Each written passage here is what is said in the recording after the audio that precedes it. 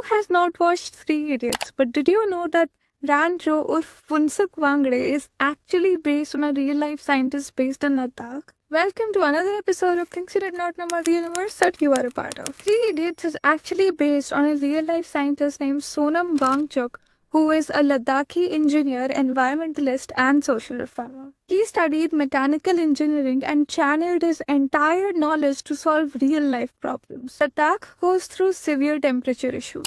Glaciers are melting, and that is why there is a scarcity of fresh water supply and usable water that can be used for farming and irrigation. So, he developed polarized ice stoopers. They are artificial conical ice mounds made in winter, which melt slowly through spring and summer. He also built solar architecture that can provide heat even in temperatures as low as minus 15 degrees.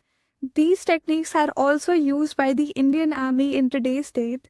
They use heated tents which keep the temperature of the room up to 14 degrees in positive when the temperature outside those tents is minus 15. He also brought an educational reform under SECMOL, which stands for Students' Educational and Cultural Movement of Ladakh. It helped decrease the failure rate of students from 95% to as low as 25%. Since 2023, Wangchuk was leading non-violent protests in Leh, demanding statehood of Ladakh under the 6th schedule. On 24th of September 2025, the protests got a little violent because two people on a food strike got severely ill and had to be admitted into a hospital. Because of the violent protests, on the 26th of September 2025, Wangchuk was arrested under the National Security Act.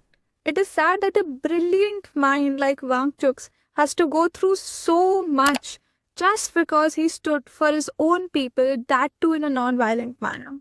Anyway, what is your take on this? Also, don't forget to like, follow, share, and subscribe because I keep on bringing these things to you on a daily basis, and there's no harm in learning new things about the universe that you are a part of.